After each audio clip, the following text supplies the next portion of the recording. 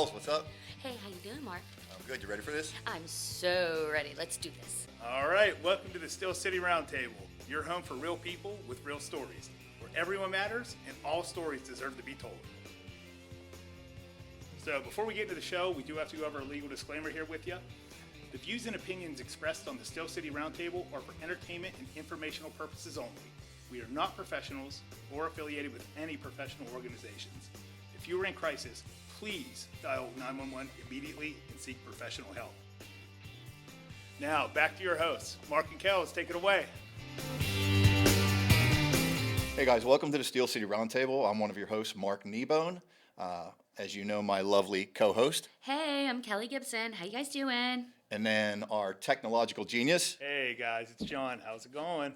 All right, guys. Thank you so much for joining us again. We don't get to see each other during the week because we all work full-time jobs, so we're going to do a little weekly roundup. So, Kells, how was your week? It was all right. Yeah, anything crazy happen? Broke up with my boyfriend. Oh, boy. Yeah. Oh, Yeah. That goes right along with the show today. It actually does. It actually does go right along with the show today. All right. John, anything big this week? Yeah. So I'm currently on pace to have my best month ever at work. Absolutely killing it. So I couldn't be more happy about that. Our cruise, Amber and I's cruise, is in 2 months or 2 weeks. Sorry. So that's good. Yeah. Woohoo, cruise. Yeah, it's been a good week. Cool. It's been a really Cool. good week. Well, as always, I worked a lot, did nothing else. Of course.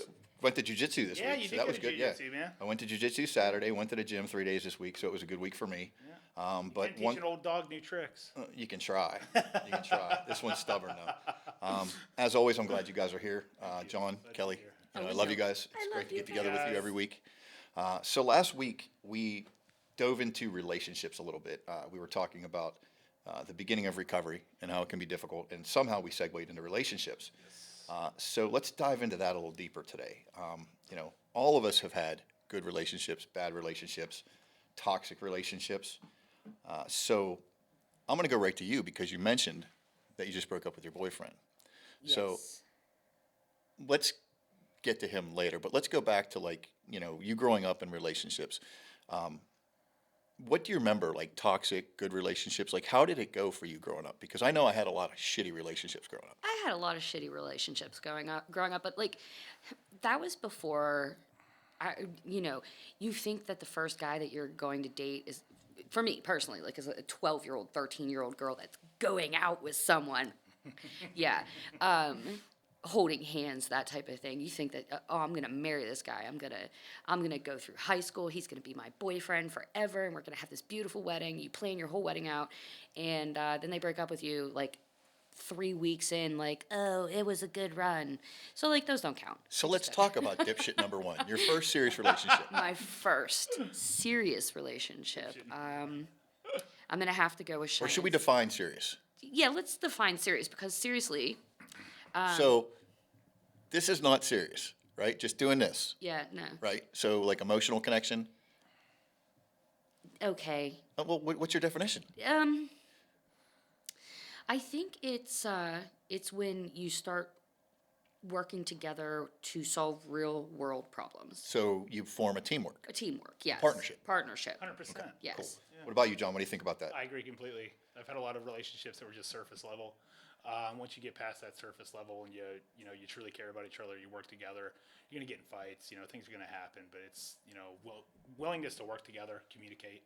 That's a real relationship. Okay, for me, I would add the point where you start to do things for someone else without expecting anything back. Okay, yeah. Right? So teamwork and being selfless. Unselfish. Teamwork. Cool. So we got it good? Yeah. So your first relationship where it was teamwork and it was an unselfish relationship on your part. On my part, Yes. Was with Cheyenne's father. Okay. Yeah, because before that it was, I got pregnant when I was 18. So I didn't really have a whole lot of time to delve into like a serious high school relationship or anything like that, But yeah, he was 8 years older than me. And we had Cheyenne. I was 19. He was, what? 27, yeah. Do the math. I was trying, but my hair is blonding instead of graying, so I don't know what to tell you. An idiot. Such an idiot. Yeah, but he was abusive and he was controlling. I was when cell phones. This I'm dating myself. When cell phones like really became available to the public, I wasn't allowed to have one, and this is his exact words. He said, "You don't need a cell phone because you are to be home, to answer the To phone, be home. to be home, to answer the phone when I call you." Wow, Yes. that's a red flag right there, huh? I couldn't, but I was just a kid. Yeah. I was a kid with a kid Yeah, yeah, yeah. with this man, and I was like, okay, I guess I don't need a cell phone. So your first relationship was toxic. Total toxic. I mean, and you went into it last week about, if you don't mind me saying, how he killed himself and, abandoned you guys, and, it took you a long time to get over that, and you're just actually now addressing that now. Yes, it's taken me 15 years. So fast forward, Yep. you're 40 now, and you're dating a guy, and apparently that was toxic too. I think it's less toxic and more me realizing what I deserve as opposed to what I'm willing to put up with. Okay. You know, when I started dating again, because like I didn't even think dating right now was a really good idea, because honestly, I've only been single since November 1st, because that's the day I put the PFA on Dipshit. So I will never refer to him by his first name. He will forever be referred to as Dipshit. I like it. I like it too. DS. What'd you do today? I talk shit on DS. But I was seeing a guy, and I wasn't putting my sobriety first anymore. And, I was like getting off the phone to talk to him instead of talking to my daughter. These are two things that I laid down for myself when I started dating again that I would not do. I would not put my sobriety at any type of cost, and I would not put my daughter to the side. And there was a series of events that happened. We haven't been together that long. I had to put my foot down. Like I said, dude, you got to work on yourself. It's as simple as that. I can't worry about your sobriety and my sobriety. I can't. Now, do you think when you were in addiction, you think you would have been able to do that? Oh yeah, I would have been all in, 100% in You mean into the relationship? into the relationship, and I probably would be right back where I started, deep in addiction, doing things I wasn't supposed to be doing, living in shitholes, like. So once again, this just shows that when you get clean and you get sober, and your brain starts to fire on all cylinders again, you start to understand what your worth is and what you have to do to maintain that worth. Because now, like for me, I don't measure myself against anybody else anymore. Right. I measure myself against myself. Right. And who I think I should be, and if I'm reaching that potential. Right. So with this person, was that where it got to, where like you just didn't feel like it was going to be? Well, you said sobriety. It's not beneficial for your sobriety, but it wasn't going to be beneficial for you in the long term? No, I don't think so. There was a little bit of, there are a couple little other red flags that came up that I was concerned with, that I actually talked to you about. He didn't like the fact that I have guy friends, and that's a problem because lots of my friends are guys. Like, they're my dudes. I just get along with dudes. I don't know. Dudes are cool. Dudes are cool. You're cool. You're cool. I'm cool. Mark's pretty cool. Yep. Sometimes. When he's winking at me, I'm scared, though. I'd say we're pretty cool. I mean, well, like, here. I'm just going to sit here and say nothing, though. You guys can kiss my ass. Oh, no, thank you. I'm fun. Moving on. I know. So, All right, Kells, let's keep going. I yeah, know. keep going. Get back on track Well, here. here's the thing. I was actually talking to my best friend, Christine, which I'm going to bring her up a million times because she's my oldest friend. BFF. My BFF. She's my oldest friend.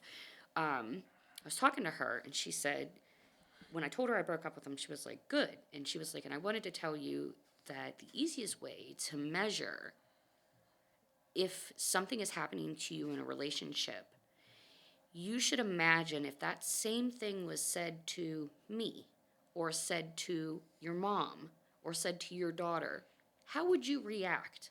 Would it be all right then for it to be said to somebody that you love when it's being said to you? So look at it from the outside. Like, put your situation against somebody else that you care about. That's a pretty cool idea. It Really really good way to is. look at things, yeah. Yeah. She's full of great information. Well, we'll have to get her on here. I'll try, but I don't know if she will. So, you've had your share of traumatic relationships, and, John, you want to get in on this one a little bit? I'm going to keep letting you guys go for a little bit. I'll Okay. hop in soon. Okay. Go ahead. Oh, you want me to go? Yeah, I mean, because, listen, I was, I had a baby with one. I was in 3 major relationships over a 21-year period, which I think is pretty good. I had a baby with one, I married one, and I bought a house with the other. So, the guy I married, I honestly, to this day, will not say anything bad about him. He never, ever called me out of my name. We never had those big blowout fights. There was just an emotional disconnect there that I wasn't willing to fill the entire emotional void. I couldn't do it. I didn't have enough in me to do it for the kids, for him, for his family, for everything. I just didn't. So that was me and him. And this last one's the worst one of them all. So Oh, yeah. yeah, he's a doozy. But what about you? Well, seeing that I'm a little bit older, my first girlfriend was when I was 17. And by girlfriend, I mean I had sex with her, and my parents walked in. Oh, man. That's the worst. Yeah, hey, been Dad, there. if you're watching this, please don't yell at me about that. But yeah, they went somewhere. I've been there, man. Like literally, I didn't date anybody until I was 17. Like I just played sports. That's all I did. I was kind of the same way, yeah. Women didn't even factor into my understanding of the world because it was just sports, school, come home. So yeah, I started dating this girl, and of course she had a boyfriend at the time because I was making really good decisions as a 17-year-old. I mean, we all were.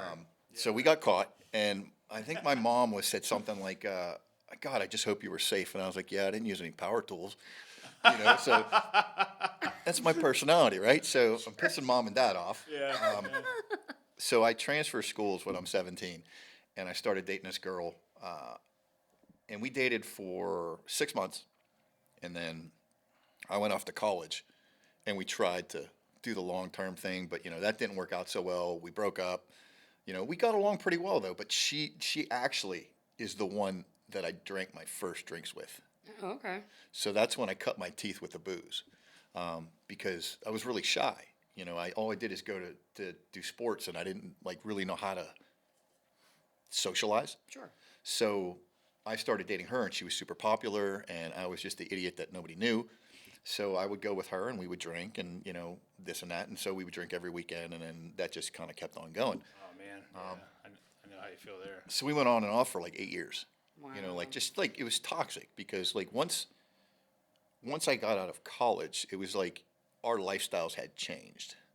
Like she was still into the doing certain things you shouldn't be doing, and I was kind of trying to get my shit together and try to get a good job and make money and support myself, because back then I'm working 3 jobs making maybe $40,000 a year. Right. Yeah. You're talking what 2000 I graduated in 97 from college. You're talking 2000, 2001. Yeah, I mean, I had a job in Cheyenne was born in 2003, and I started working at Eaton Park. I was making $2.83 an hour plus tips. Times have changed, huh? Yeah, so that ended, and then I just did whatever for a while, and then so we mentioned it last week, the relationship that broke me, Yes, we were the talking one that about ruined me for every relationship. That's New York, right? Yeah. Yeah. So, I met this girl in college. She was a freshman. I was a senior, and we kind of we didn't really date, but we liked each other, right? She had been in a bad relationship. Her boyfriend was a douche. I hated him, So she breaks up with him, and we start talking. And I graduate. I'm like, this is unfair of me. Like, you have 4 years ahead of you to enjoy college. You shouldn't be worried about where your boyfriend is, 6 hours away, what he's doing. So I was like, go do your thing. I'll go do my thing. So I think 4 years goes by, and I'm driving a truck. I got my CDL, and I was driving trucks now. And I was just driving one day, and I started thinking about her. And I got a hold of one of my buddies that was a mutual friend. And I was like, do you have so-and-so's number? And he's like, yeah. So I reach out to her. I call her, and I'm like, hey, what are you doing this weekend? She's like, what? I'm like, what are you doing this weekend? I got a family reunion in Eastern PA. I'm like, you want to go? She's like, yeah, I'll go. So I'm driving from Chicago to Pittsburgh to Eastern PA. I get there, we get together, and halfway through the family reunion, I know, this is the girl. Mm-hmm. So we have our first kiss, and it's amazing, and I move I don't come back to Pittsburgh. I just stay there.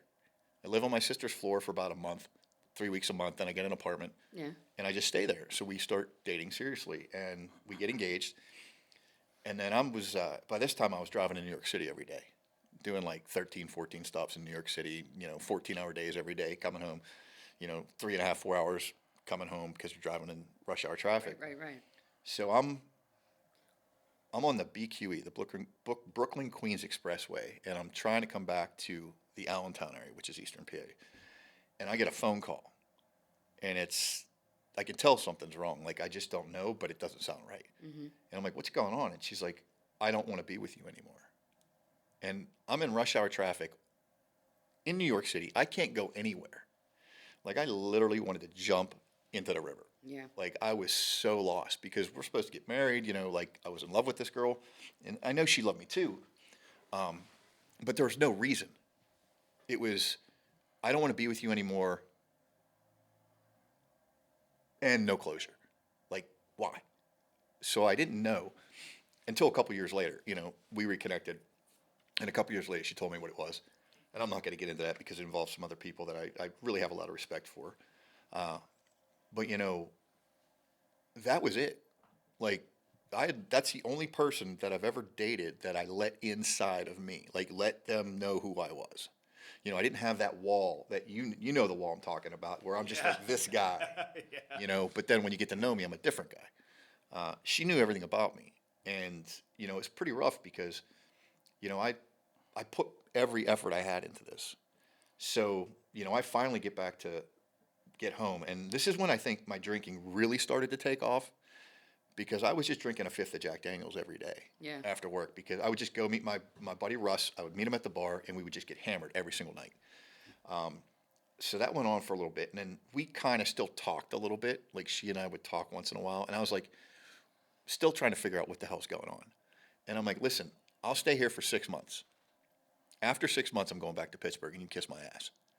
So 6 months to the day, I remember I think it was Red Robin.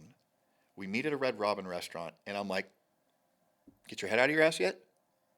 She's like, I don't know what to tell you. I don't know. All right, see ya. In my car, drive back to Pittsburgh and wash my hands of the whole fucking thing. Now, we reconnected a couple times, like via the phone throughout the years, and talked and whatnot, and worked through our shit, and became friends again. And the thing was, I blamed her the entire time. Like, I blamed her for breaking my heart, changing my mentality towards women, ruining all my future relationships. But when I got sober and I look back at it, I never took responsibility for what I did that kind of led her in the direction she went. Right. We were looking at houses, and I was just unbending. I wouldn't give in. I was like, I don't want this. I don't want that. No, I don't want this. No, I don't want that.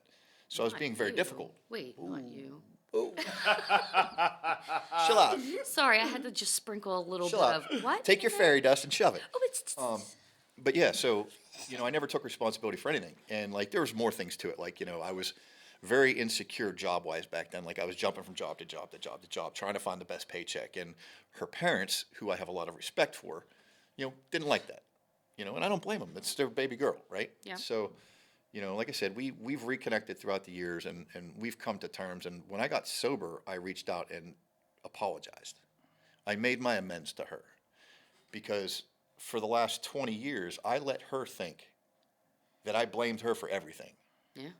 So I had to clean that slate, clean my side of the street, and be like, listen, I screwed up. Like, this is what I did wrong, and this is why I did the things I did. Because, in the 12-step programs, they talk about making amends, right? But you don't make amends just to say sorry and get something back. Right. And when you do your moral inventory to determine, who you got to say you're sorry to, you have to look into what you're doing, why you're doing it. You don't just say, hey, I'm sorry I was an asshole. Well, also, you have to take into consideration, they don't have to forgive you. Yes. You're making amends is to clean, like they say in AA, clean your side of the street. Yep. Try to make right what you screwed up without the expectation of getting it's okay, I forgive you. They may tell you to go pound salt, hit you with a baseball bat. You don't know. Right. But it's the whole thing that by getting it out there and by doing your best to right that, wrong, you can at least let it go. Because now it's out there. You've done what you can. You know, you go into making amends not expecting anything. But so I made my amends to her. And it went really well. I was really, really surprised because she's been blaming herself for all these years. Yeah. And it's like, listen, you know, that's partially my fault. But after that, every girl I dated was the polar opposite. You know, they were not secure in their careers. Like, you know, my ex-wife, great lady, but she didn't want to work for anybody. You know, she wanted to do her own thing, and we struggled financially sometimes. You know, the most recent ex-girlfriend, like, it was just toxic. We were completely opposite. Shut up. Enough out of the peanut gallery. I'm so endlessly entertained by this, and I don't know why. I kind of feel bad, like, thinking about it, but living next door to somebody that, with all that tea, I'd probably be sitting by the door with, like, a mug. Just like, man, so what'd he say to her this time? I had a first. I was a front row seat to that one.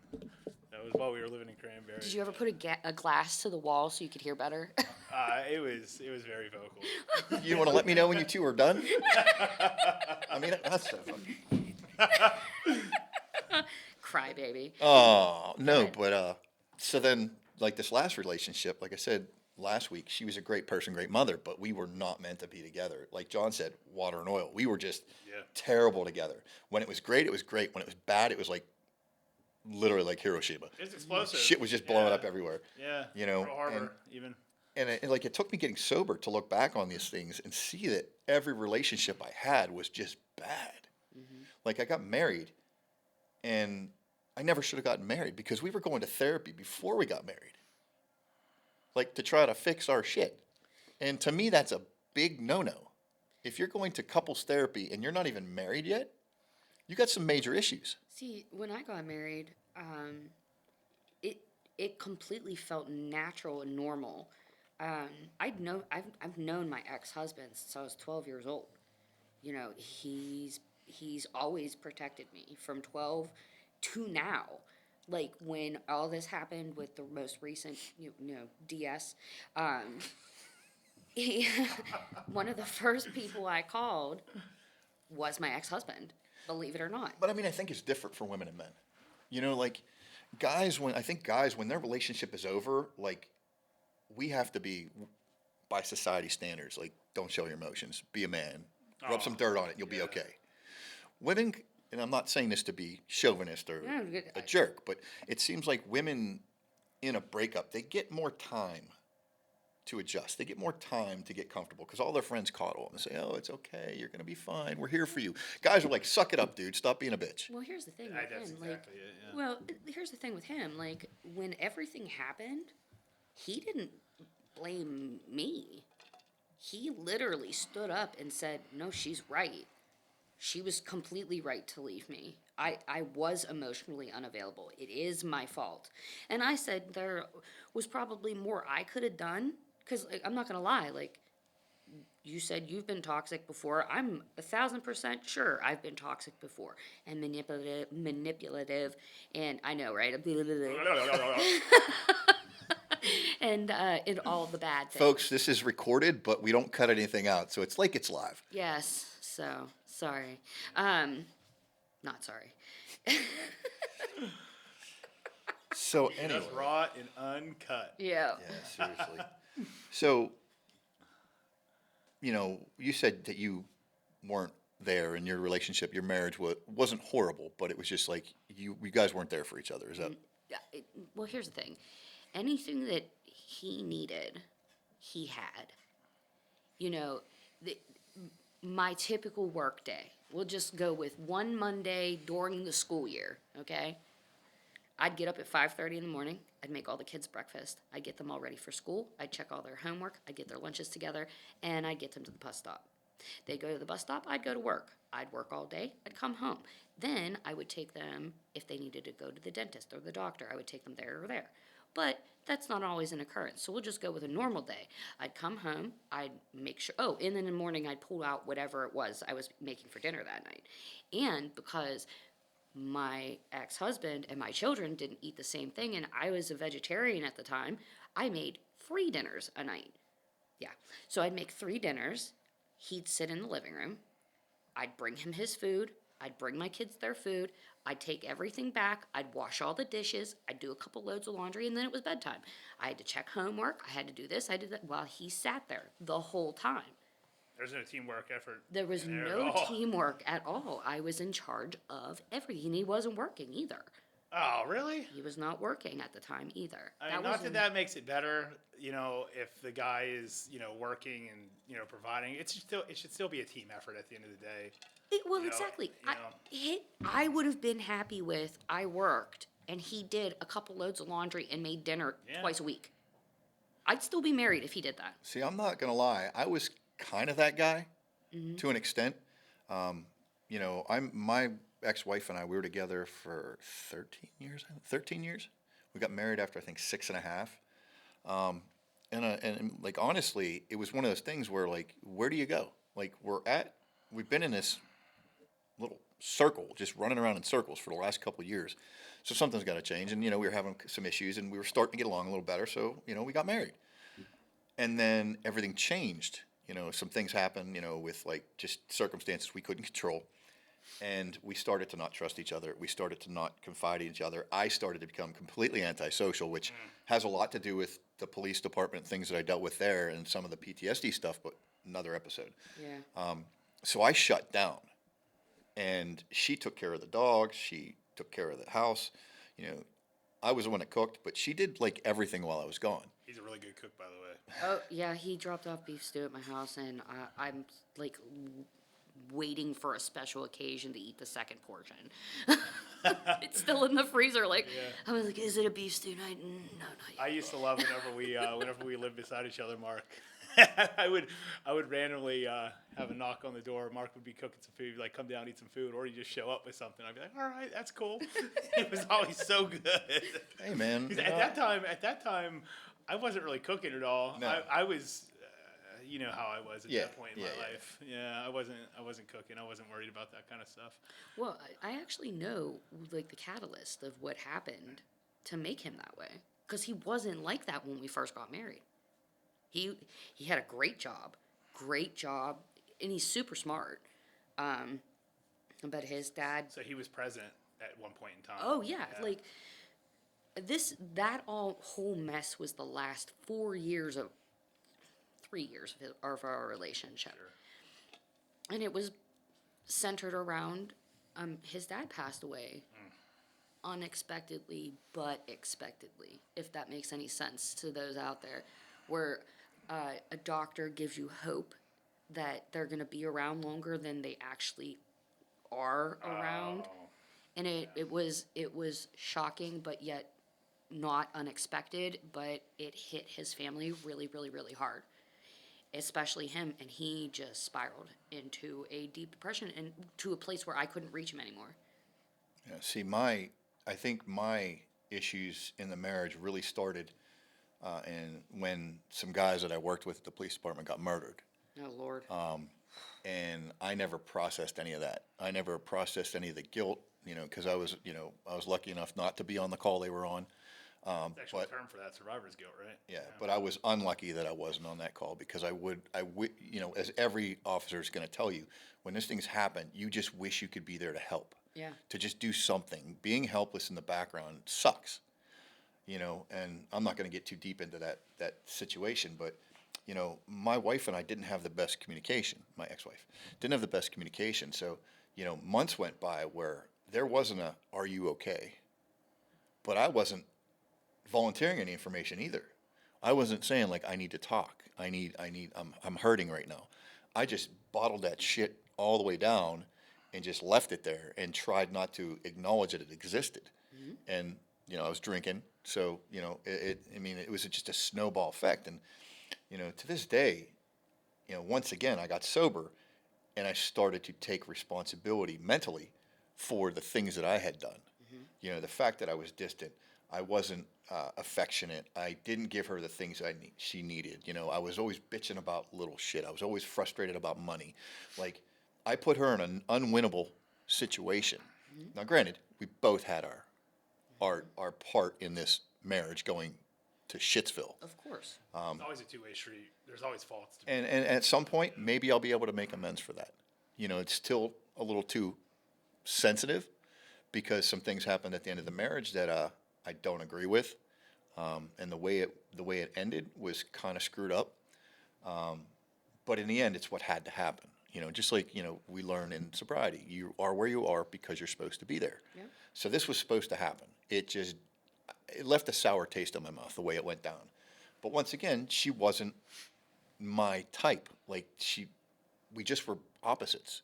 I'm a worker bee, work 60, 70 hours a week, and she's different. She wanted to start businesses on her own and do her own thing. And there's nothing wrong with that. It's just at the time, I was unable to see the merit in it. I'm like, how do you not know what you make every hour? Like, how can you go through the day not knowing what you're going to make? How can you go through the week not knowing what you're going to make? How can you go through the year not knowing what you're going to make? Yeah. Because like me, I work 65 hours. I make this much money. Right.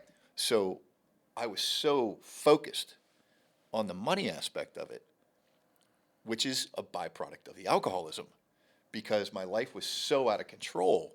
I found something that was like a thread, and I just started pulling on it. Picking. And I just kept pulling on it, till it just crippled our marriage. So I like, think my therapist called it a scab.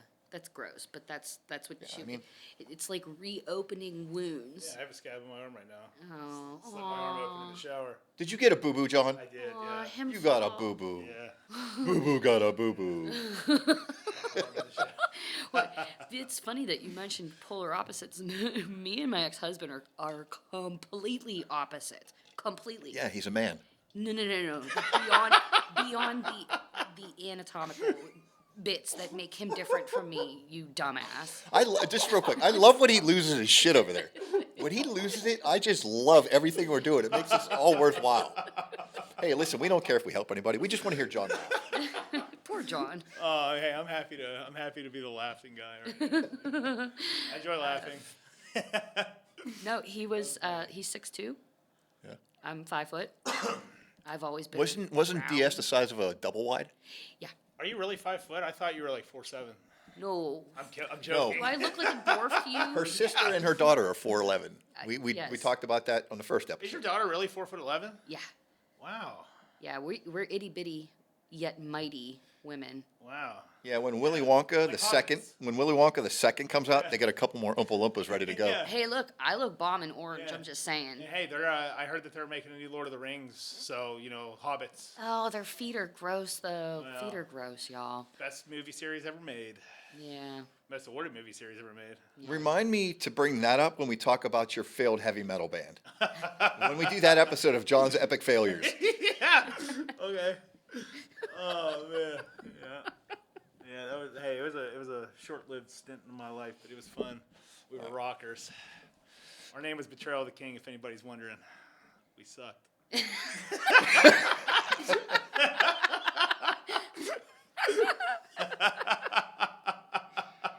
Oh, Oh, I love Sundays.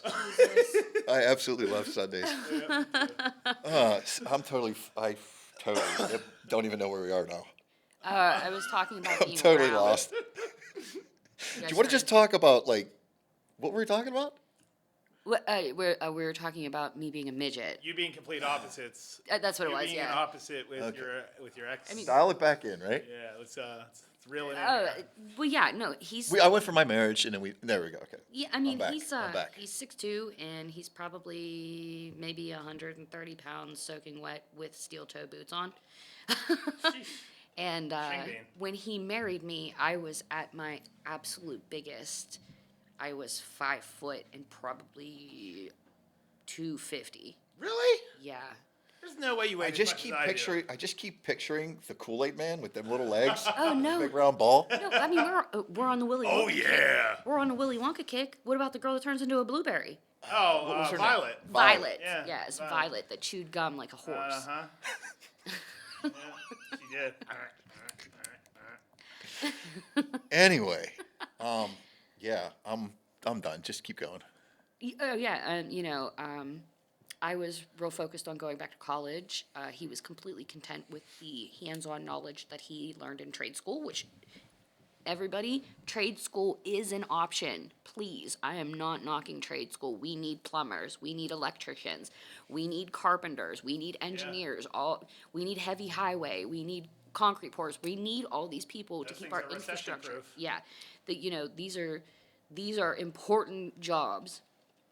For me, I went through the education route because I wanted to be a lawyer, and you have to have like that much education to get into law school. But it Sounds didn't. miserable. I actually love school. Oh, I love the partying of school while I was there. I graduated, got my degrees, but yeah, I didn't enjoy the learning part. Yeah, too much. the whole learning thing sucked. Yeah. Oh no, I did well, loved but- school. I did really well in school. Yeah, it was all right. I like learning more now that I'm not in school than I did while I was there. Sure. You know. I mean, I'm not a lawyer. You know, No, but you're in the legal field. I am in the legal field. I love it. Good. Does your nameplate say Poindexter? Actually, I have a nameplate that says "No, not today." Awesome. Nice. So back to relationships. Let's Back to get back to track. So, did you notice it? Like, because I've noticed a pattern in my relationships, right? Like, it's always been that it's someone that's nothing like me, that is the complete opposite, that doesn't like the things I like, that doesn't agree with my thought processes, doesn't agree with what I think. Like, literally, the worst possible scenario for a person to be with. You know, and like, granted, there was physical attraction to all of them. That was the steady because I'm a man, and that's just, we're attracted to a light post. But, you know, it was the same things over and over again. I just kept repeating everything. And I could say it's because I was drunk, but it's not. It's just not, because, yeah. you know, subconsciously, You attract those things. I attract chaos, number one. I know this for a fact. I attract chaos, which a little bit of chaos is okay. Yeah, absolutely. It's the crippling Keeps you on your chaos. toes. Yeah, the crippling chaos is what gets you, and that's where I was with the drinking. But I could say, oh, you know, I was drunk, so I just made bad decisions or this and that. It's like I think I subconsciously avoided meeting somebody or dating somebody that could possibly be anything like the girl that broke my heart. Sure. So it's just like I just kept going down that path of picking the wrong person, and I think I literally knew everything was going to end horribly every time. Like I think I had that little devil on my shoulder saying, "Dude, you are fucked. This is not going to work." But hey, let's go in head first. You know? See what happens this time. Exactly. Roll the dice. Insanity, right, bro? Roll the Yeah. dice. If you would have told me in, what is it, 2024? It is, If all you year. would have told me in December of 2022 that me and Dip, I almost said his name. Ooh. We can edit that out. Actually, I'm allowed to say his name because everything I'm saying is true, but Yeah, I'm we'll not just going stick to to. dipshit. I'm not that person. Those who know me know who he is and know he's a dipshit. Anyway, if you would have told me in December of 2022 that right now I would be single and I'd be terrified of him, I would have been offended that you said that to me. I literally have resigned to the fact, and you know, pretty much have prepared myself that I may be by myself for the rest of my life, just because of how difficult I can be. Like, I'm not an easy person to get along with. I mean, for you it's easier because you see me one day a week, and we talk about addiction, we talk about our problems. Like, we have this common ground that keeps us level. Yeah, You know what I but mean? we also talk to each other during the week. Yeah, but what I'm saying is, like, we have a relationship that's deeper because of what we share with our history. Oh, yeah. You know, with the addiction and the recovery. Like, we always have that to go back to. So if we argue, you know, it's only going to last a day where we're not talking to each other, and then we'll just go, oh, you know, we got something else to worry about. Something bigger's going on, right? Didn't that happen once? And like, you called me the next day, like, are you done being a bitch? I checks can't- out. I can neither confirm nor deny that happened, but yes. I'm pretty sure that's what happened. It's also like that's the other thing is because we both have really big personalities, like, and sometimes that gets in the way because you want to yell and I'm going to yell back at you, and then I want to yell and then you're going to yell back at me. And I mean, these are things like, you know, we always blame everyone else. These common themes with everything we talk about. There's Yeah. always common themes.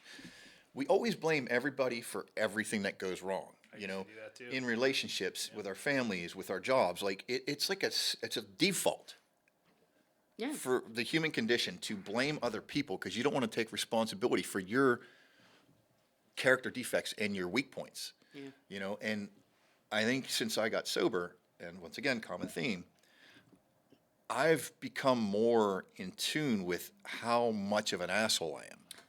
Same.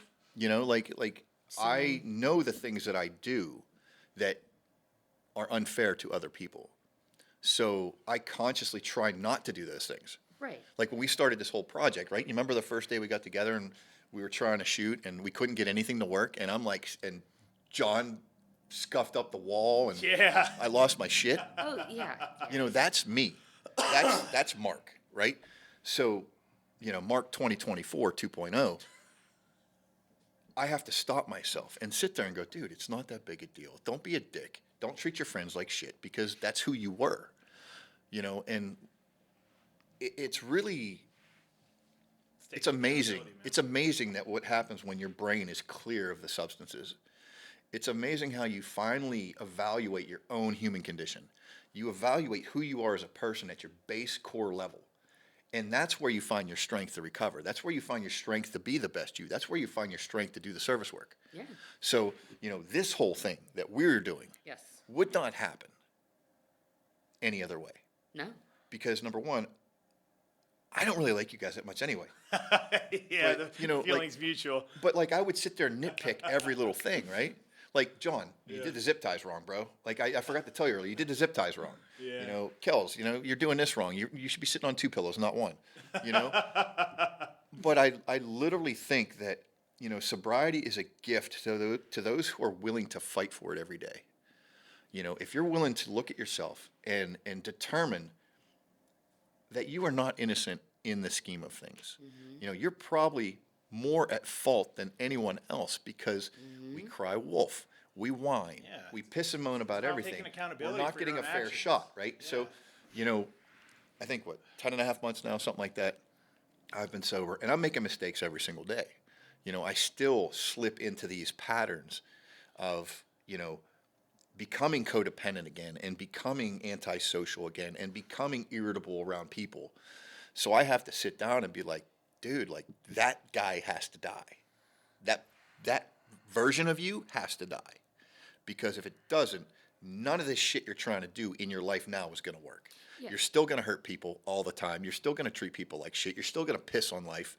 Instead, you know, now I go to work at 9 o'clock at night, so I'm outside at 8 o'clock at the top of my parking garage, and I see a beautiful view of the city, and I start snapping pictures like, Yeah.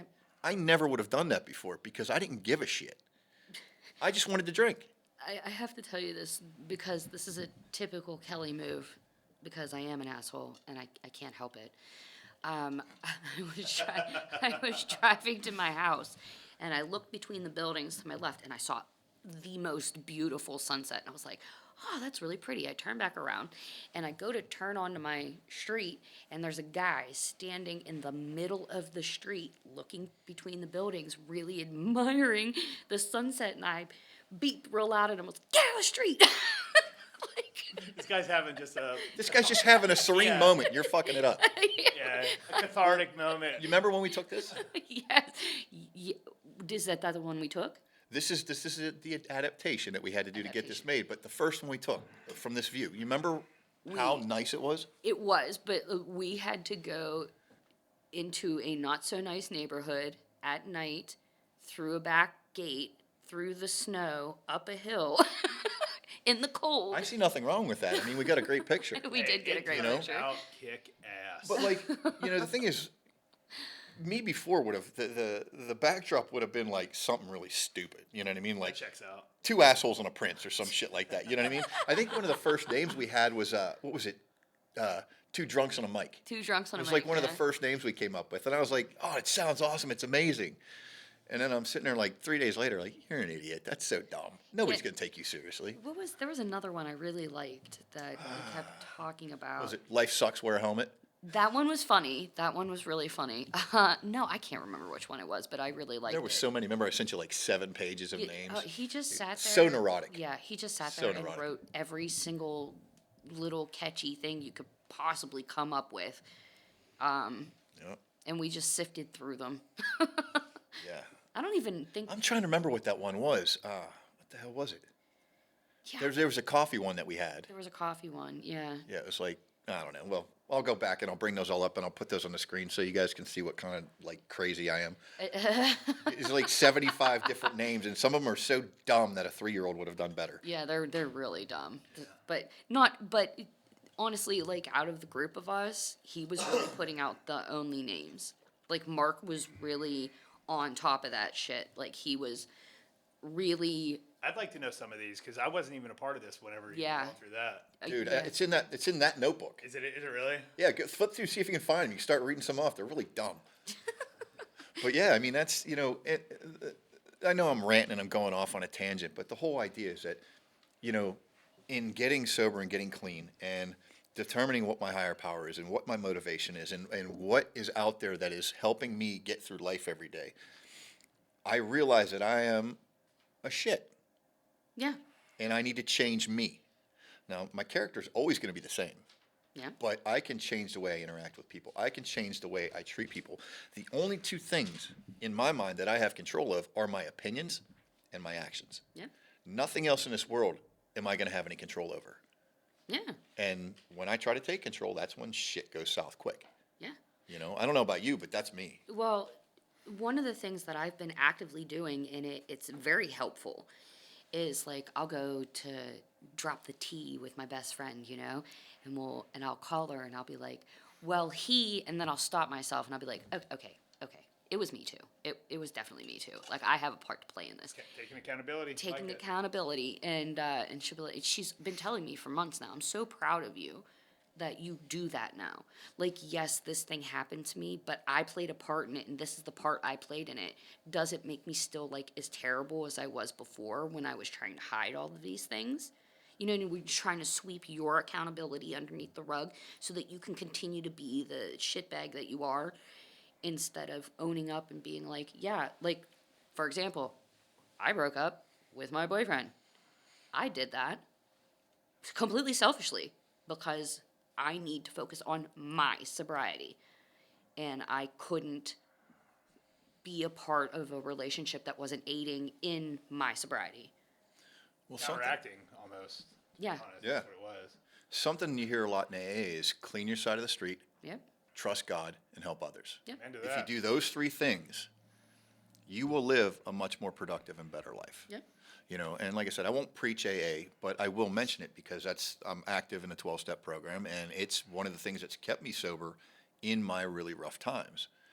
Because like we've been talking about relationships for the last hour, and the last relationship is when I lost my shit and went to rehab. That's when I woke up and was ready to just be like, I'm done. So the power of a relationship and the power of an unhealthy relationship, that's what we've been talking about. Yeah. I mean, The power of an unhealthy relationship is exponentially ridiculous. But what about the power of a good relationship? Like, we haven't talked about the good relationship yet, right? So what about, like, oh, by the way, I'm very proud of you for doing what you did with this last guy. thanks. Yeah, because I wasn't going to sit there and talk about it anymore. Yeah, Yeah. But so think back to a good relationship you had. Like either the one that got away, or the one where you felt like you could be yourself, or the one you felt like you had the most help, or the one you felt like you were loved the most on a base level. Like just the best relationship you can remember.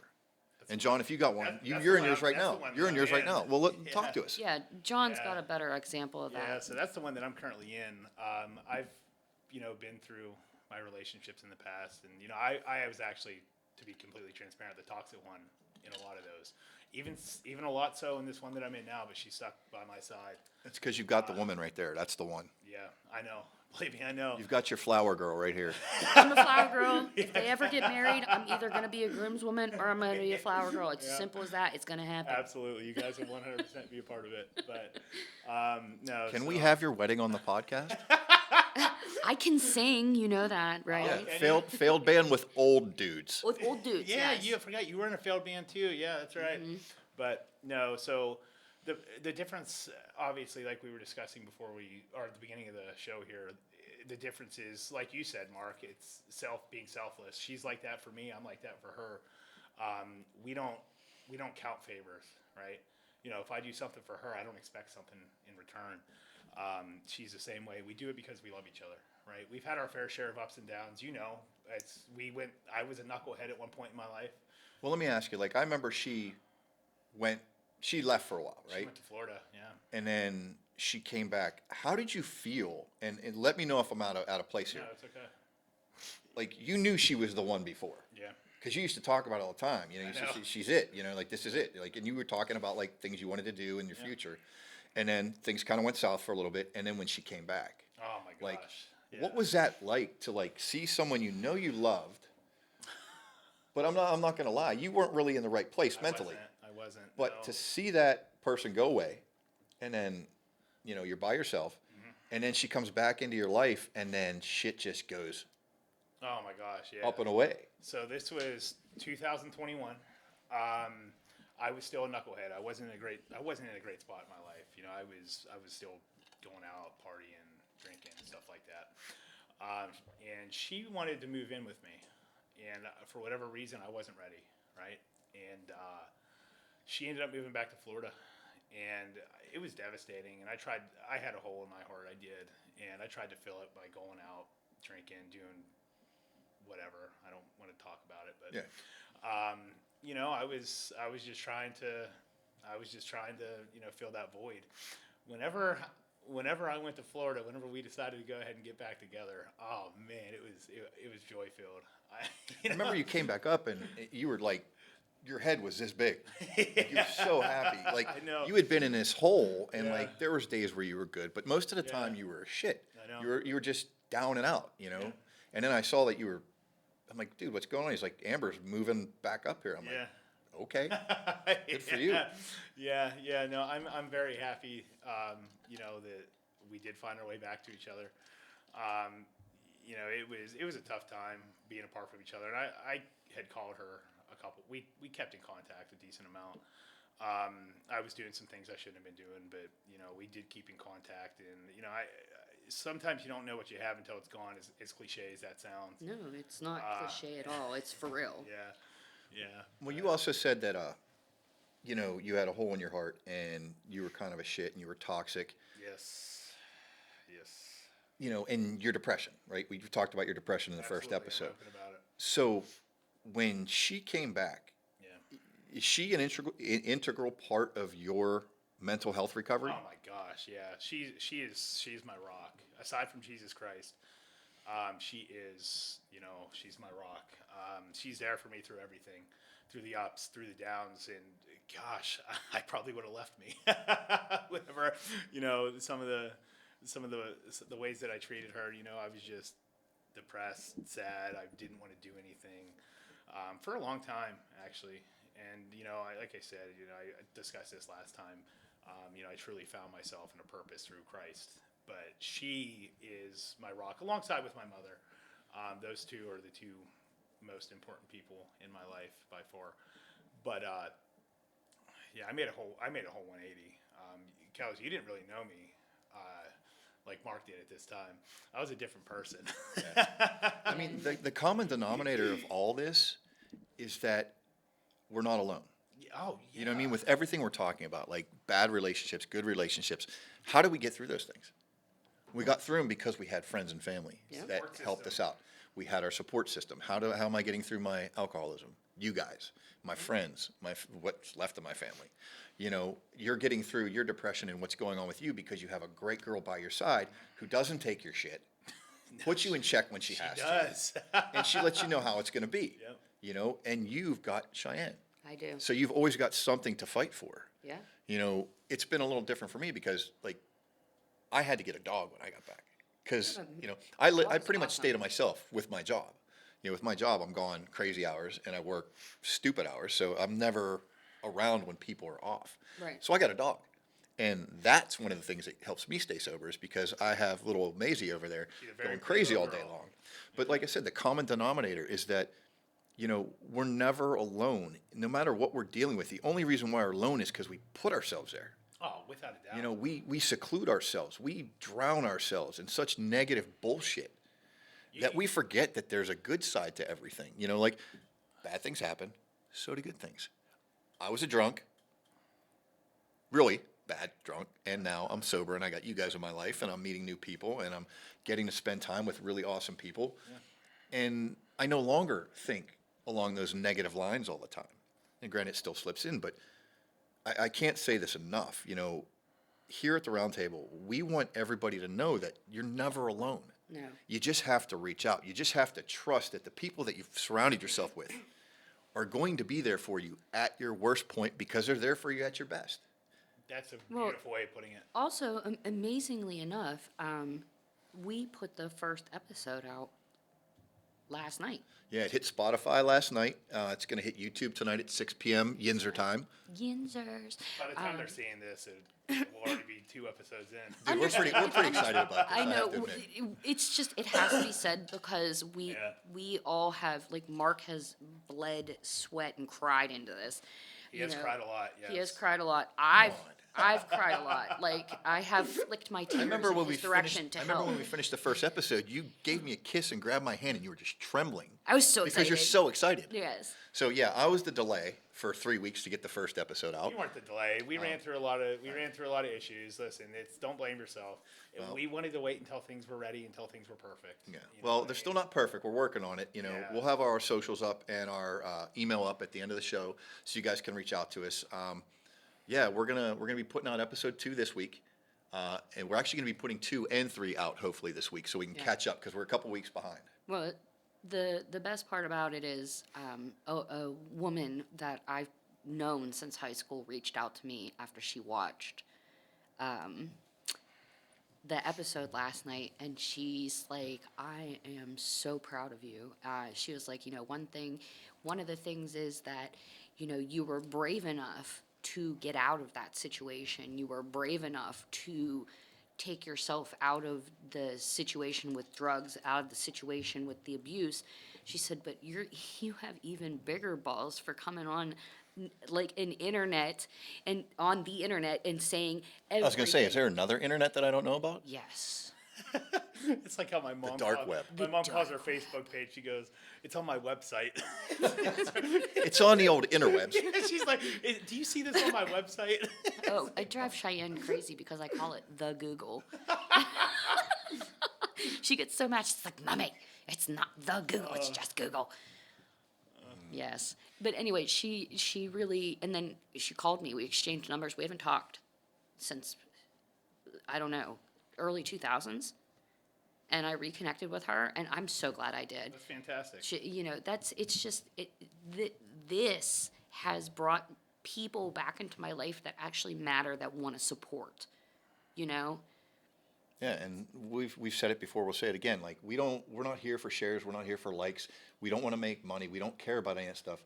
Our goal is to just do what we're doing, and that's talk about stuff that matters to us, and hopefully something that we say will resonate with someone out there, and they can maybe use it to help themselves, or just give them another option, some more information to deal with. But real quick, I have to thank Trek Management, the folks that own the residence at the Gardens. That's where we are shooting this episode from. They have been gracious enough to provide a place for us to do this nonsense. Yes, So thank thank you very much to Trek Management. Check out the residence at the Garden. Also ABHL. There's some properties they have right now that they're looking to fill. But yeah, I think we have a good point to wrap this up, I guess, right? yeah. So, yeah, I mean, I'm just going to say this. At the end of the day, we'll say this every episode. You're not alone. You have friends, you have family, you have a support network. Just get out of your own way, trust in yourself, and trust in whatever your God is, higher power, whatever it is. Put your faith in something bigger than you, and you will break the cycle of whatever's going on. Yes. And with that, I just want to say I love everybody. Kels? Love you guys. Happy St. Patrick's Day. Earrings. Oh, what earrings do you have today? I got lots of shamrocks. You're festive. Hey, the fingernails match too. Oh, that's right. Yep. Well, once again, thanks for joining us. Hey, John, take us home. You got it. So thank you for tuning in, guys. If you want to be on the show, or if you have any topics for us, please reach out to us via, our social medias or our email. We appreciate your, continued support. But just remember, there's always a seat for you at the round table. See you next time, guys. Love you. Bye. guys. Love Bye-bye. you.